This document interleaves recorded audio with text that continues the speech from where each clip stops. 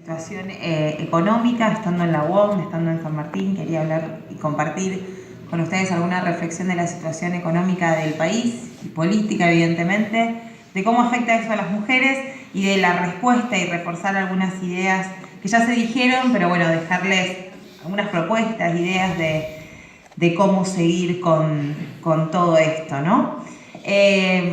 Para quienes no me conozcan, yo la verdad que viví en Barcelona muchos años, debo reconocer que empecé a abrazar la palabra del feminismo o el nombre feminismo y feminista ahí, militando en la ciudad de Barcelona, pero es verdad que tengo una madre profundamente peronista y que desde que soy muy chiquita, y un padre también, ¿no? Pero que desde que soy muy chiquita me la pasé en básicas, en actividades y sobre todo con mi mamá, que siempre estuvo en temas, bueno, estuvo en la gestión en Rosario, en temas de minoridad, de infancia, de mujeres, así que ese feminismo popular, ¿no? Uno lo empieza a abrazar desde muy chiquita y he tenido estas conversaciones con mi mamá después de leer La razón de mi vida, de decir, no, esto no sirve para nada, mamá. No, pero no entendés. Bueno, o sea, que he transitado esa propia contradicción de, bueno, ¿qué es el feminismo? ¿Qué quiere decir? Como uno, creo que el ser peronista uno lo hace mucho en la práctica, ¿no? Uno se hace peronista militando. Y eso lo tenía como muy incorporado, y después, bueno, pero la doctrina dice otra cosa. ¿Cómo que me dice que tengo que dar la vida por un hombre? No, bueno, pero Eva no te está diciendo eso, ¿no? Discutía con mi mamá y discutía con compañeras de otras generaciones, como las compañeras que me acompañan acá en esta mesa, y me decían, no, pero dar la vida por Perón es dar la vida por lo público, es dar la vida por el Estado, es dar la vida por la patria. Lamentablemente no todas nosotras tenemos un Perón al lado, ¿no? Entonces, no den la vida por ese, den la vida por la patria. Den la vida por el otro. Así que, pero bueno, nada, contarles la contradicción de que me ha pasado esto de transitar un poco el feminismo por un lado y luego intentar congeniarlo con la práctica que teníamos o que tenía del peronismo, que tengo del peronismo, y a veces son lindas esas contradicciones generalmente porque te hacen abrir la cabeza y pensar, ¿no? Y el otro día, hablando con Gabriela Borrelli, no sé si la conocen, es una periodista que está en Futurock, armó un librito nuevo muy lindo, muy fácil de leer, de lecturas feministas, que recopila textos cortos de otras autoras. Y tiene un texto de Alfonsina Storni, en 1919, que dice lo siguiente: la palabra feminista, tan fea, aún ahora, suele hacer cosquillas en almas humanas. Cuando se dice feminista, para aquellos se encarama por sobre la palabra una cara con dientes ásperos, una voz chillona. Sin embargo, no hay persona normal de nuestros días no hay mujer normal en nuestros días que no sea más o menos feminista. Podrá no desear participar en la lucha política, pero desde el momento que piensa y discute en voz alta las ventajas o errores del feminismo, es ya feminista. Pues feminismo es el ejercicio del pensamiento de la mujer en cualquier campo de la actividad. Es pues la razonadora antifeminista una feminista, pues solo dejaría de ser tal no teniendo opinión intelectual alguna. Ahora hagamos un pequeño cambio de la frase. La palabra peronista, tan fea aún ahora, suele hacer cosquillas en almas humanas. Cuando se dice peronista, para aquellos, se encaraman para aquellos, podemos abrir paréntesis, gorilas, no. Se encarama por sobre la palabra una cara con dientes ásperos, una voz chillona. Sin embargo, no hay persona normal de nuestros días que no sea más o menos peronista. Podrá no desear participar en la lucha política, pero desde el momento que piensa y discute en voz alta las ventajas o errores del peronismo, es ya peronista. Pues peronismo es el ejercicio del pensamiento del pueblo en cualquier actividad. Es pues el razonador antiperonista un peronista, pues solo dejaría de ser tal no teniendo opinión intelectual alguna.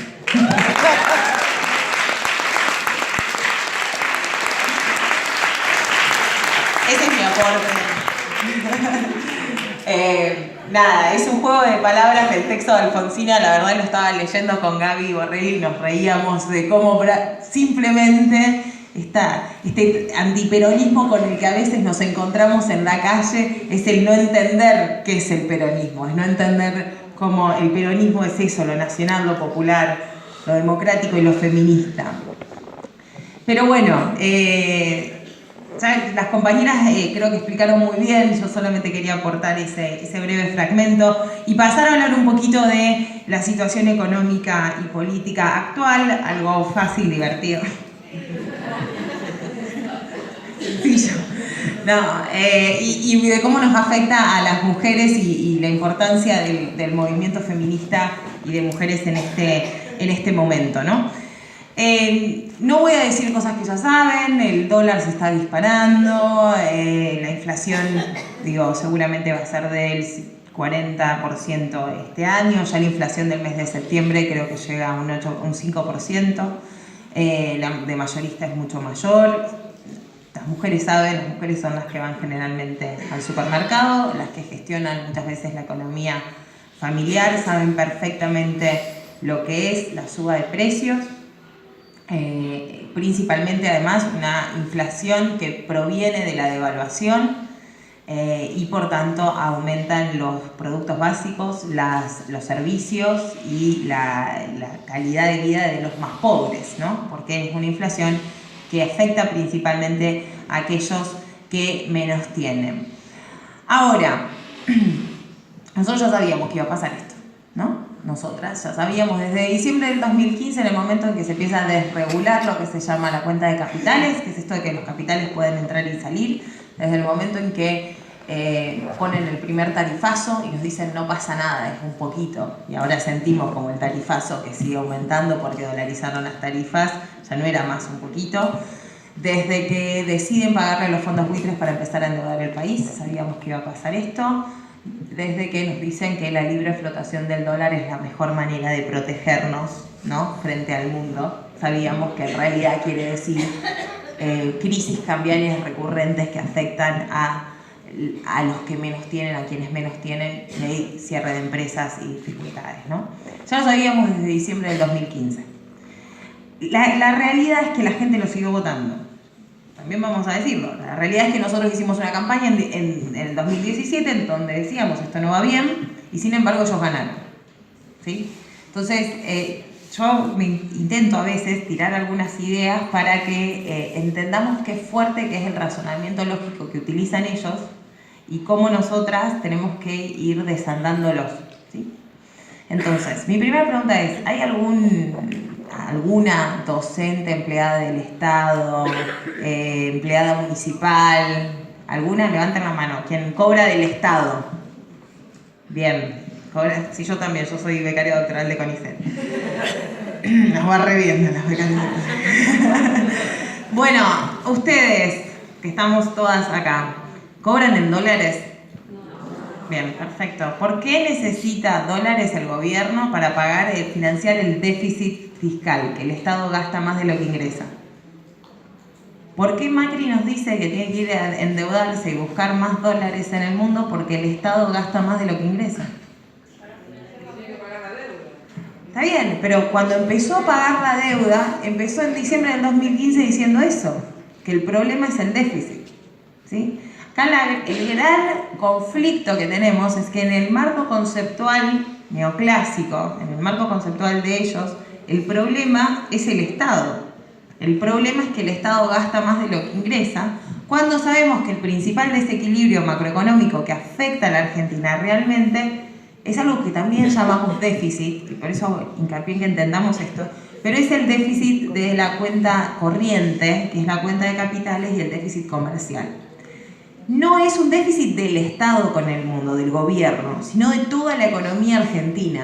¿Se entiende? Son dos cosas distintas. Hay un déficit fiscal presupuestario, que quiere decir que el gobierno, ¿sí?, gasta más en salarios, en infraestructuras, etcétera, de lo que recauda en impuestos. Y hay otra cosa que se llama el déficit por cuenta corriente, que es que se van más dólares de toda la economía argentina, ¿sí?, con las empresas offshore, con las militas en Miami y los caputos en el mundo, etcétera, se van más dólares de los que entran en inversiones y se van más dólares en importaciones de los que entran por exportaciones, ¿sí?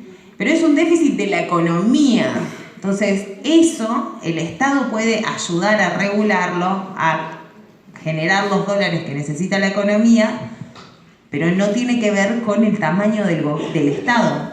No lo soluciona al déficit de cuenta externa eliminando el Ministerio de Trabajo, ¿se entiende? Digo, porque la tormenta que dice que estamos pasando al presidente Macri, en realidad es, el otro día lo decía en una entrevista, más que una tormenta yo tengo la sensación que estamos en el show de Truman Show. ¿Vieron la película?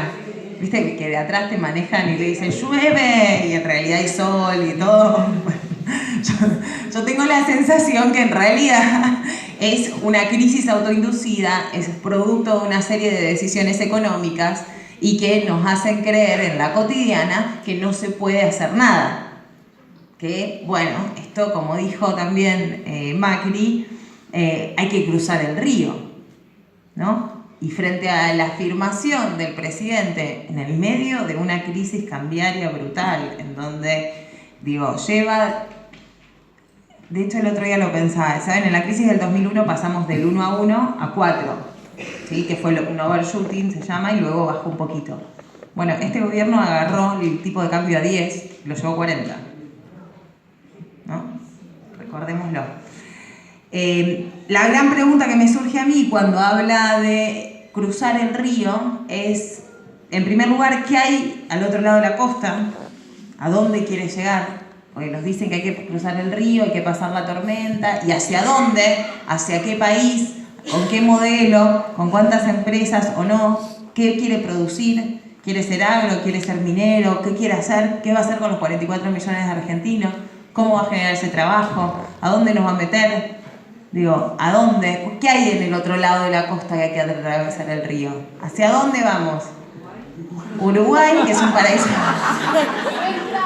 No entramos en Uruguay.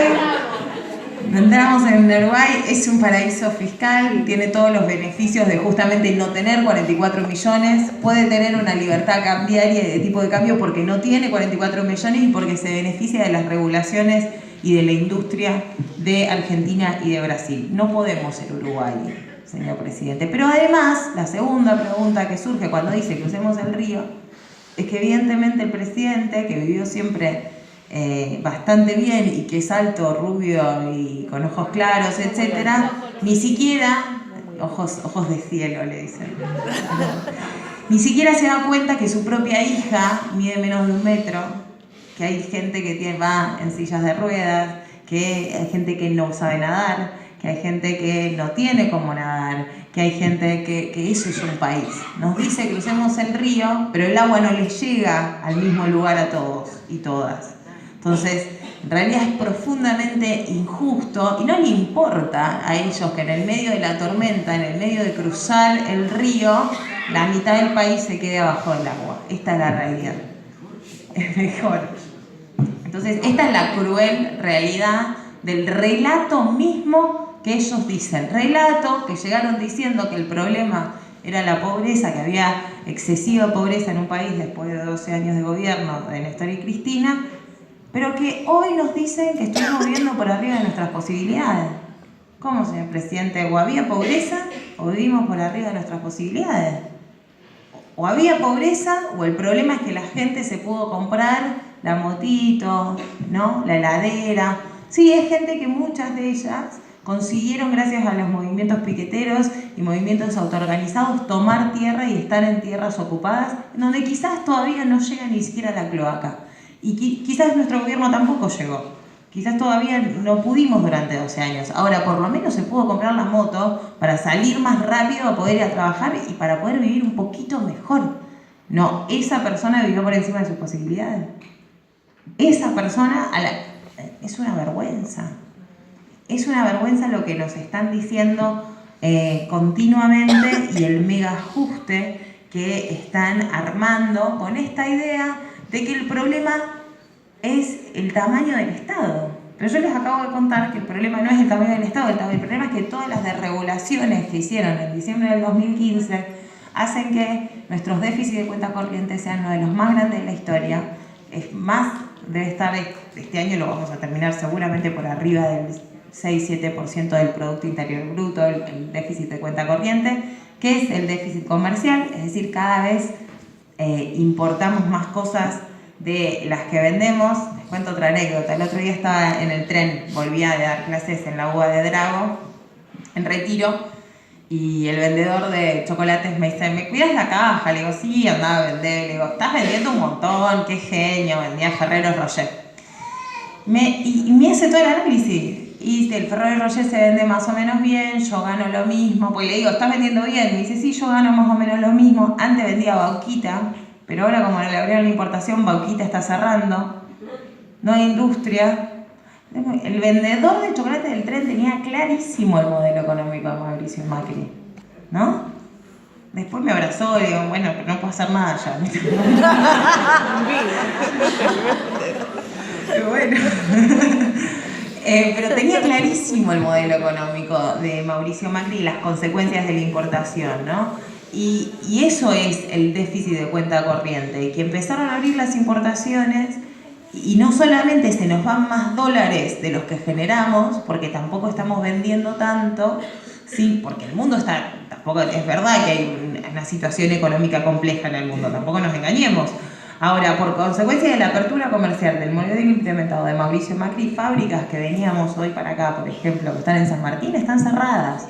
Vemos galpones vacíos, vemos trabajadores en la calle, y fábricas que quizás estuvieron aguantando 1 o 2 años y que ahora le pusieron el dólar a 40. Imposible. Es imposible. Quizás aguantaron. Digo, también hay que reconocerlo. Hay muchos empresarios y empresarios pymes que intentaron aguantar la tormenta, ¿no? Tiene un límite el modelo económico que quiere este señor Mauricio Macri. Y lo peor de todo, que el modelo es totalmente insustentable, el modelo no va a ir a ningún lado, es imposible que lo dé vuelta este equipo económico, por más que haga cambios de gabinete, por más que le saque uno el rango, que le ponga otro, etc.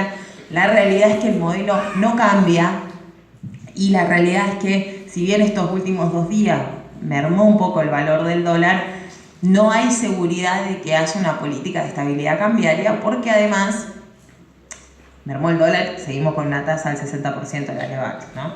Digamos, seguimos una tasa de interés de referencia del 60%, las pymes que cerraron, las industrias que cerraron acá, no es que porque bajó de 40 a 30 ahora pueden reabrirla, ¿no? Porque la situación, justamente, aprovechamos los que quedaron abajo del agua, listo, quedaron abajo del agua. Entonces, no hay garantía de que no vuelva a haber una corrida cambiaria como la de las últimas semanas, la semana que viene o la otra, en función de los vencimientos de deuda, y además porque ahora estamos seguros y seguras de que el fondo le va a desembolsar más plata a la Argentina, pero tampoco, de hecho, el Consejo Directivo del FMI aprobó ese desembolso todavía. Solamente tenemos una carta de intención de Donald Trump diciendo que le gusta el gobierno de Macri y poco más, ¿no? Digo, tampoco lo tenemos muy claro. Ahora, es una situación realmente de extrema vulnerabilidad la situación económica, que yo creo que va a ser recurrente las crisis cambiarias, con hechos extremadamente tristes que volvemos a vivir, como son los intentos de saqueo nuevamente. Con una complejidad mayor, que yo no lo tengo comprobado, pero creo que lo que intuyo, quizás me equivoco, quizás alguien me puede dar más información, pero la verdad es que yo creo que las mujeres y aquellos y aquellas que cobran asignaciones universales están totalmente controlados por la ANSES. Entonces, también para esas mujeres ir a exponerse a situaciones de un piquete, de una marcha, etcétera, es de extrema vulnerabilidad.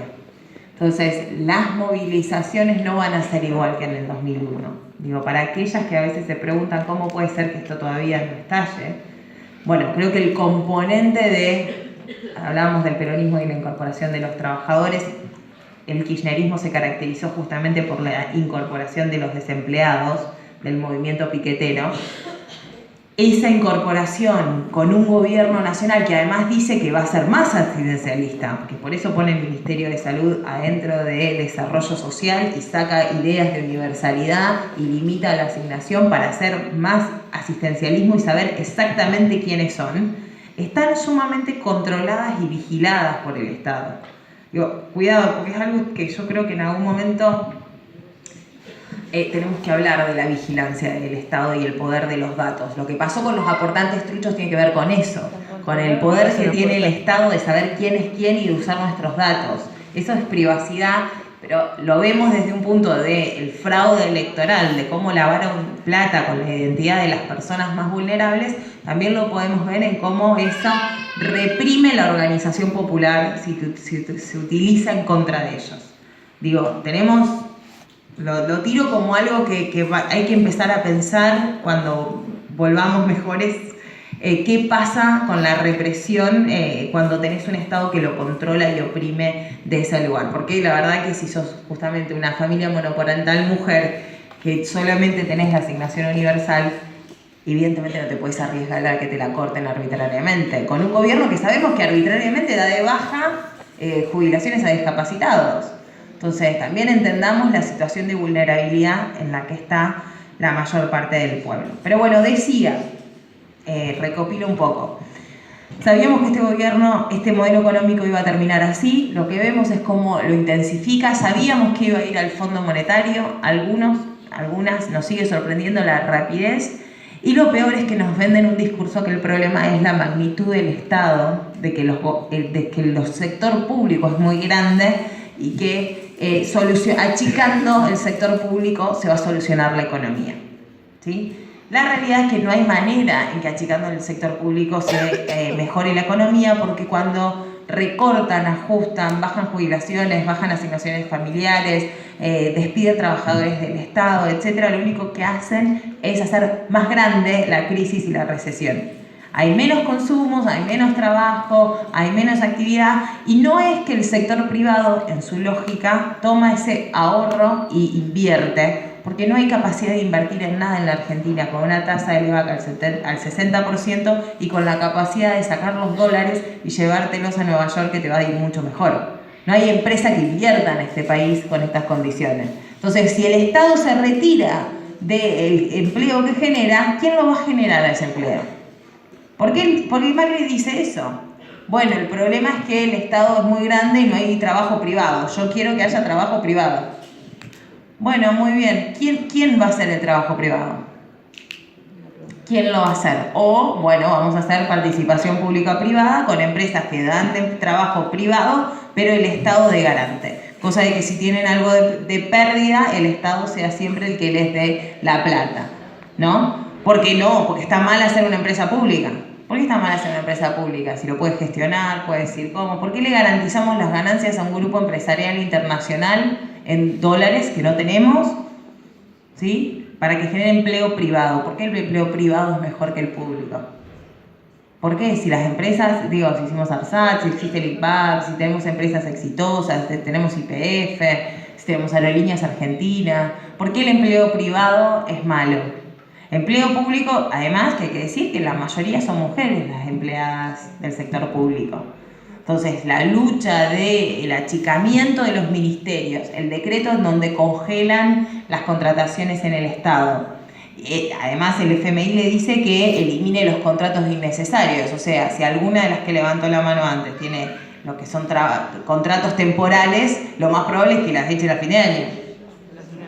Digamos, los contratos temporales por universidades, monotributos y todo eso, seguramente las van a echar, no van a renovar esos contratos.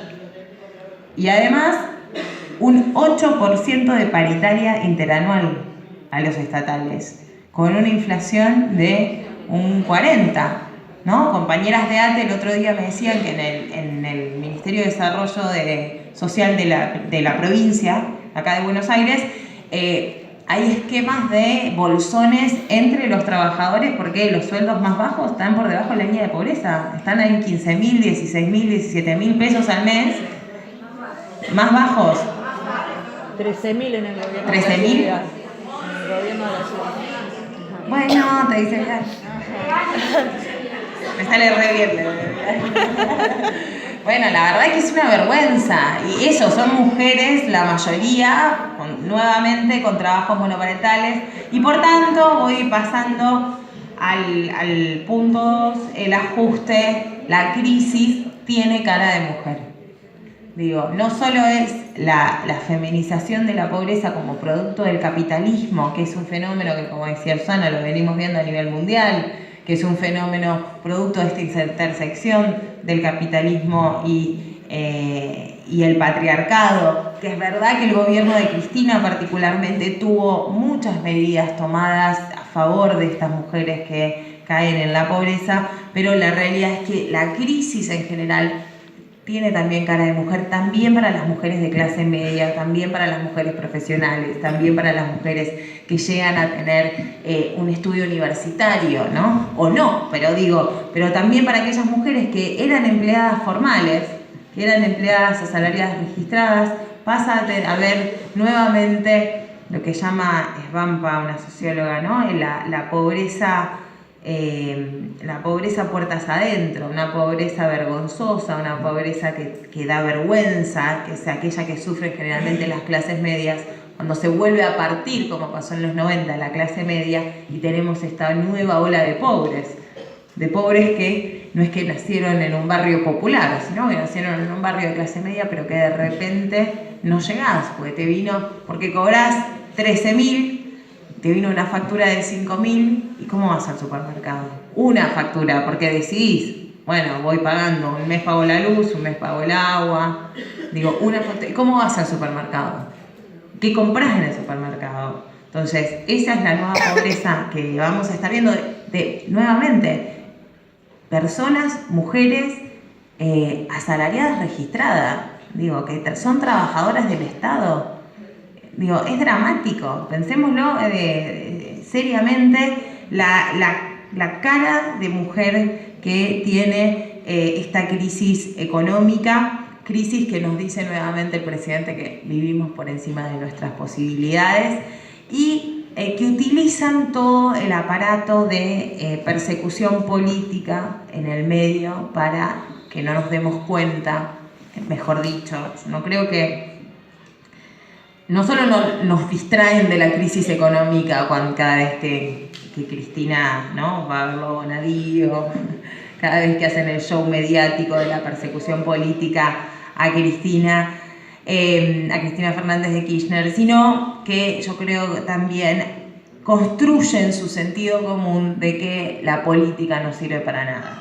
En el medio de la crisis económica, en donde el mercado es el que todo lo decide, en donde no importa el sector público, en donde no importa que el Estado regule la economía, en donde no importa que el trabajador del Estado se muera de hambre, porque no lo necesitamos a ese trabajador o trabajadora en el Estado, en el medio nos consolidan públicamente la idea de que todos los políticos son iguales, de que la política es corrupción, de que no hay política que sirva, porque esa es la principal batalla cultural que estamos dando hoy. Es la batalla de defender la política, ¿no? Defender en sí la democracia, porque a mí me causa gracia, a veces estoy en la tele y me dicen, porque todos son iguales, el problema es el anterior y el no sé qué. Bueno, ¿cuál es tu solución? ¿Querés volver a la dictadura? Decirlo con todas las letras.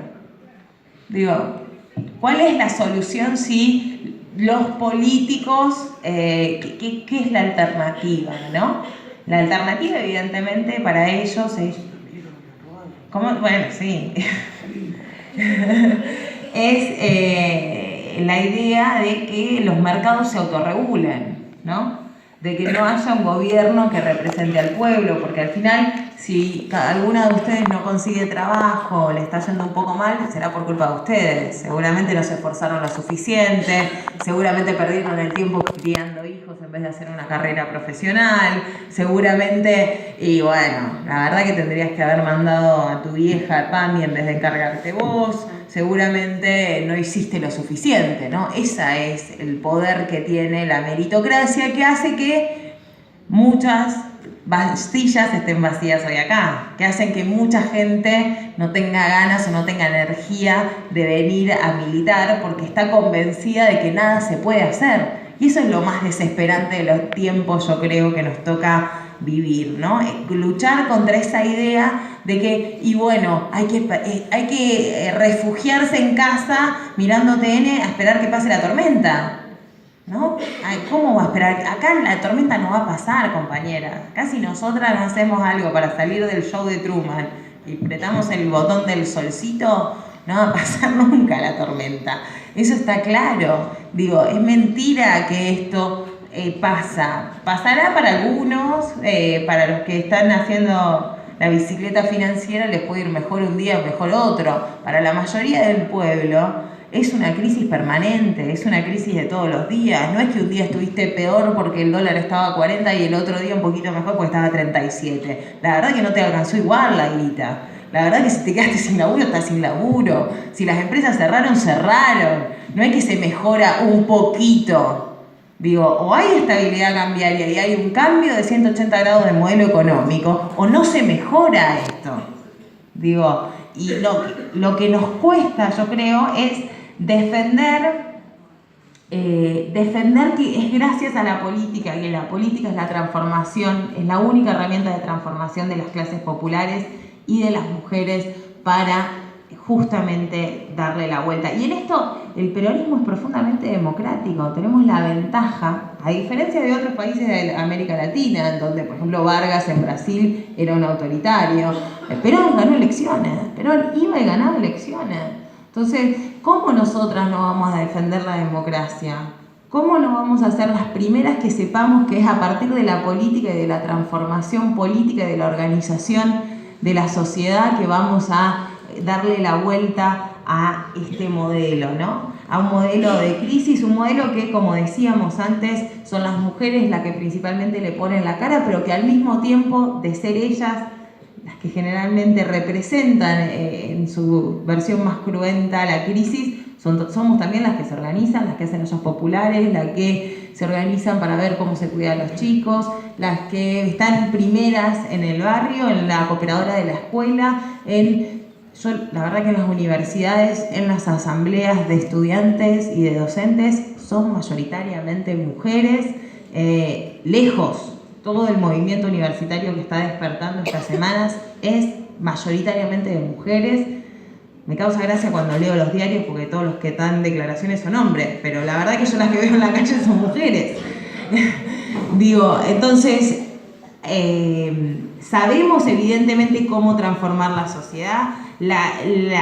Me parece que nos falta estar convencidas de que tenemos que ir a hablar con aquellos que sienten que la política no sirve. Me parece que tenemos que abrir un poco más la cabeza y por más que hay aquel vecino, vecina, familiar, primo que votó a Mauricio Macri, haya votado, digo, en vez de decirle, vos lo votaste, en vez de decir eso, me parece que nos falta un poquito más de estrategia política y saber que no es momento de eso, es momento de hablar de si está pasando un mal momento económico, de si está sufriendo una pobreza puertas adentro y de convencerlos y convencerlas, ¿sí?, que existe una alternativa y que nosotros y nosotras tenemos esa alternativa política y que es fácil y que no hay que pasar ninguna tormenta ni cruzar ningún río. Estamos muy bien en Argentina.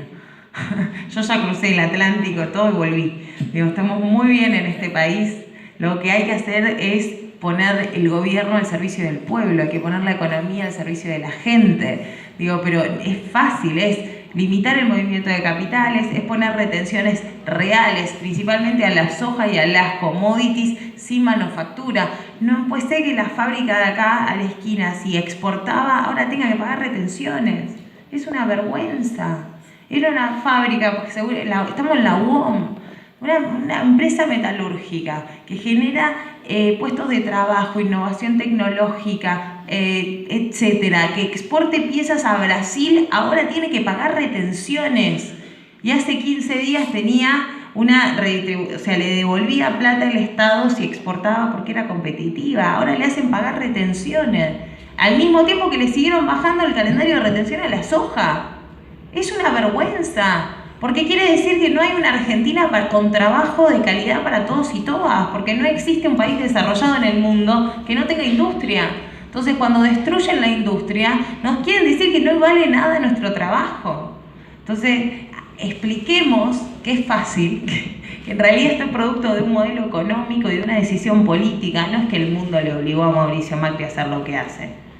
El mundo le está obligando ahora porque fue y le pidió ayuda al FMI y bueno, sí, digamos, te van a poner algunas condiciones, pero él podría haber hecho otra cosa. Decidieron este camino y nosotros tenemos la alternativa y es otro modelo económico. Y sabemos cómo. Me parece que hay que estar convencidos y convencidas de eso.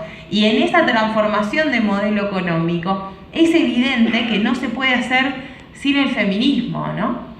Podemos volver al texto de Alfonsina Storni y cambiar las palabras de feminismo y peronismo, pero en todo caso, lo que yo estoy convencida es que además los compañeros peronistas, si no tienen claro que tienen que transformar su forma de hacer política, como lo ha hecho el movimiento de mujeres en estos últimos años en la Argentina, seguramente esos compañeros, por más que tengan las mejores intenciones, no van a llegar a la mayoría de la población. Porque el movimiento de mujeres lo que nos deja, yo creo, como mejor aprendizaje, es que la política hoy tiene mucho más de horizontalidad, tiene mucho más de diálogo, tiene mucho más de versatilidad, de recoger nuevamente la idea del movimiento desde el peronismo, no desde orgas verticalistas de arriba hacia abajo diciéndonos qué es lo que tiene que hacer. Eso es la ola verde. Y eso era también el movimiento peronista, digo. Entonces, tenemos que volver a esa idea de movimiento para hacer mayorías, porque las mayorías no pueden ser homogéneas por definición, porque son mayorías. Entonces, la construcción de la unidad y de la mayoría tiene que ser con una perspectiva feminista, con una perspectiva de la inclusión, con una perspectiva de, bueno, tendremos diferencias, pero hoy la lucha es esta. Hoy la lucha es por el aborto. Bueno, tendremos diferencias, esta es la estrategia. La lucha en la calle es para que se vaya Mauricio Macri. La lucha en la calle, cuando vamos a las marchas, cuando hacemos movilizaciones sociales, sindicales, etcétera, es para que se vaya este gobierno. Empecemos por algo conjunto. Construyamos un frente anti-Macri con una mayoría suficiente, desde la perspectiva feminista, desde la idea de que lo personal es político, porque eso también es, yo creo que la magia del feminismo, que no le dice que tu situación individual no importa, ¿no? Como también hace el verdadero y la verdadera peronista, que va y se sienta mate con la vecina y escucha cuál es el problema. No le dice, no, la macroeconomía, bueno, ¿cuál es tu problema? Bueno, vamos, te explico que eso, o intentamos conversar de cómo eso tiene que ver con una construcción social, política, económica, pero no es que no me importa la situación de esa persona. Eso personal es político, y eso es lo que dice el feminismo. A partir de revisar y de construir nuestras propias prácticas como mujeres, vamos deconstruyendo la realidad del patriarcado. Eso tan difícil, ¿no? De tener una pareja... Bueno, yo soy cis, ¿no? Pero sé que también en las parejas homosexuales a veces pasa que se reproducen roles de género por más que sean dos mujeres, ¿no? O dos varones, que se reproduce eso. Bueno, tenés que tener una relación familiar en donde digas, bueno, ¿no? Deconstruyamos, hablemos, y por qué yo, y por qué vos, y quién se queda, y quién lo hace. Bueno, eso de lo personal es político, pasa lo mismo. Te quedaste sin laburo y vas a tener un día bajoneado y después tenés que entender cómo y tenés que estar ahí y ver cómo lo llevamos a la lucha y ver cómo nos organizamos y transformar eso personal en político. Me parece que con esos dos principios de las mayorías amplias, de transformar lo personal en político desde lo feminista, pero también desde la lógica de lo nacional y popular, porque para nosotras no es divisible. No es que vamos a buscar una revolución feminista y nos podemos olvidar que hay pobreza, que hay un modelo económico que no sirve, que esa persona quedó excluida, que no hay capacidad. ¿Cómo nos vamos a emancipar las mujeres si no tenemos capacidad de trabajo, si no hay trabajo disponible, si no hay industrias, si no hay escuelas, si no hay universidades públicas, si no hay hospitales públicos, si no tenemos las vacunas, si nos dicen que vale lo mismo el dólar para especular en Wall Street que el dólar que usan para comprar medicamentos? Digo, eso es lo que está haciendo este gobierno, es un desastre. Es un desastre y la mayoría de gente lo sabe, pero creo que está convencida, no los militantes y las militantes, ¿no? Creo que hay una gran mayoría de la población que sabe que este gobierno es un desastre, pero que no sabe que existe la alternativa y que ellos pueden ser parte de esa alternativa. Es como cuando, bueno, el aborto que esté prohibido está mal, pero no se puede hacer nada. Bueno, tuvo que haber algo que se movió desde lo colectivo para que nos convenzamos todas, y también muchas mujeres, qué sé yo, mi madrina que me cuidó toda la vida y que sabe que yo soy feminista hace 15 años o más, recién este año me contó que se hizo un aborto. Digo, tuvo que pasar algo para que se mueva ese sentido común de muchas mujeres, de que estaba mal que el aborto no fuese legal, pero que no se podía hacer nada, ¿no? Bueno, es momento de que nosotros a esa persona que sabe que está mal, que la tarifa le llegue más alta, que haya desempleo, que la persigan a Cristina Fernández de Kirchner, que hacen todo este circo mediático y judicial, bueno, es momento que le digamos que podemos hacer algo. Que es desde lo personal de ellos que pueden hacer algo, que es desde la militancia en cualquiera de sus formas. Quizás esa persona no quiere ponerse una remera y tocar un bombo, pero está buenísimo que hable con su vecino y su vecina y esté convencida de que el cambio está. Ese es nuestro rol, yo creo, como militantes, ¿no? Y termino pues me estoy yendo un poco de tiempo, disculpen. Termino entonces con 3 ideas de cómo llevar esto. Hablé mucho del tema de cómo construir la unidad, me parece que y de estar en las calles construyendo eso. Tenemos también el Encuentro Nacional de Mujeres dentro de poco, espero que muchas puedan ir y que podamos encontrarnos allá en Chubut. Es un momento muy lindo de empoderamiento, de conocer, de escuchar, de aprender muchísimo, pero hay que estar ya en las calles. La segunda cosa que quería tirar, y solo como título, es esta idea de repensar también nuestras propias organizaciones desde el punto de vista del feminismo, ¿no? Yo creo que todavía nos debemos un debate muy fuerte sobre los micromachismos y las discriminaciones y las violencias hacia adentro de nuestras organizaciones, principalmente las organizaciones mixtas.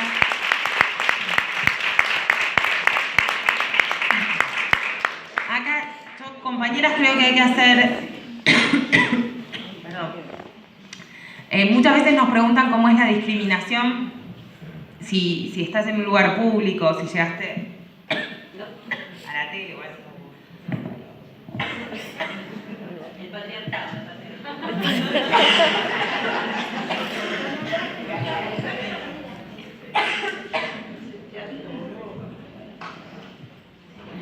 Bastante corrido, bueno.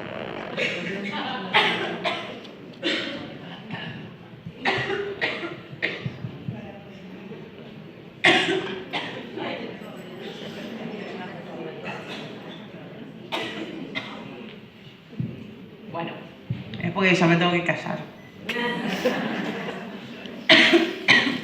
Digo que tengamos cuidado porque generalmente quieren que hablemos de las discriminaciones hacia las mujeres en los espacios públicos, pero hay mucha discriminación de la política hacia adentro de nuestras organizaciones. Y nuestras responsabilidades como cuadros medios es hacernos cargo primero de eso. Porque, digo, esta semana se presentó el proyecto de ley de violencia política, ¿no? Un articulado a la 26.534 que es sobre violencia política. El uniforme. Un informe. Sí, el proyecto está presentado en 2016. Ahí va. Se presentó un informe sobre un proyecto de ley que agrega un artículo a la Ley Integral de Violencia contra las Mujeres sobre la violencia política.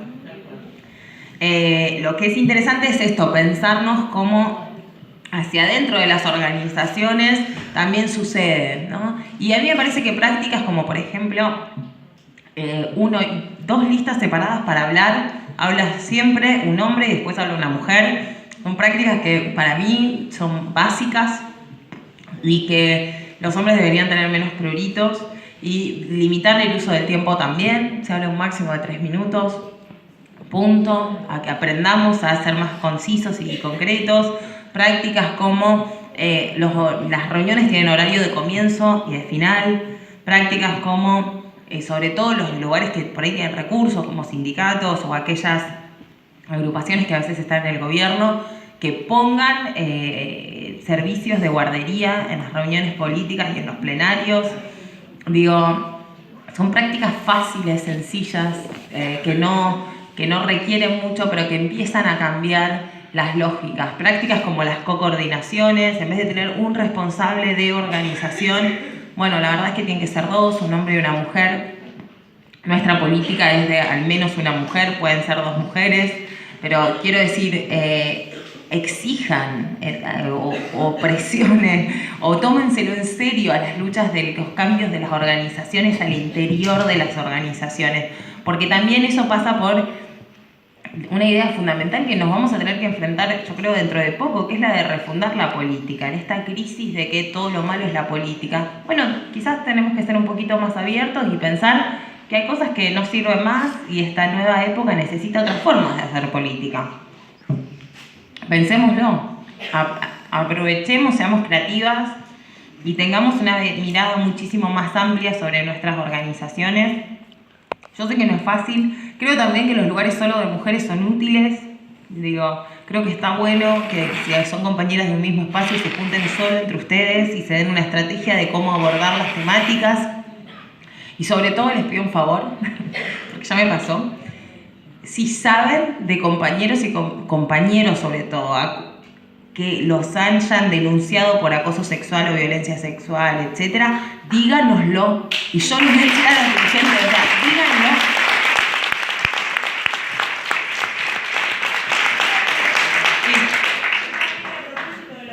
Sí. No solamente violencia sexual, hay otro Exacto. tipo de violencia. Y, o sea, ¿qué hay con eso? O sea, Yo creo, yo tiro las estrategias esas, creo que en cada organización debería haber una o dos personas que sirvan de mediadoras, que cualquier mujer pueda ir y decirle, mira, tengo un problema con necesito que lo sientes y no sé qué, y que haya un protocolo de expulsión si la violencia es constante, o el acoso, el ninguneo, que es muy propio de la política, ¿no?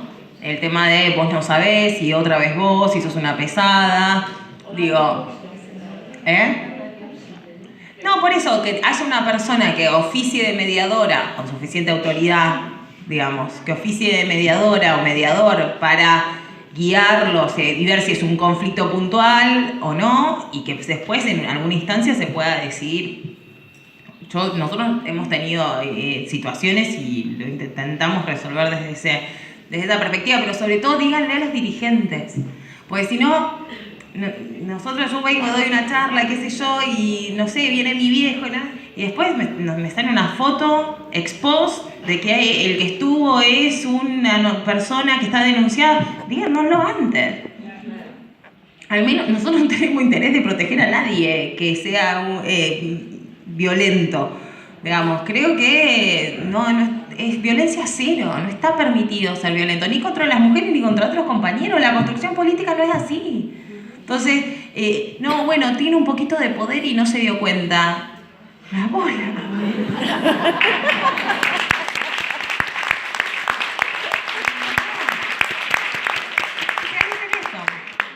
Bueno, y termino, compañeras. Esta idea de refundar la política, ponerle un freno a la economía de Macri,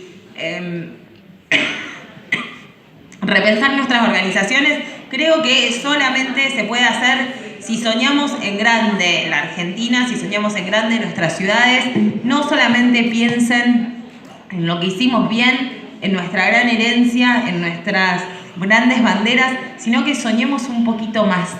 Seamos un poquito más ambiciosas, pensemos un poquito más en grande, pensemos que es posible vivir un país desarrollado, con cupos en las empresas, piénsenlo todo. Pues si no soñamos nosotras, que somos militantes, ¿quién va a soñar una Argentina real, distinta, libre, justa, soberana, feminista, democrática, como lo hagamos nosotras? Así que empodérense, participen, apóyense las unas con las otras y sobre todo sueñen en grande el país que necesitamos. Gracias.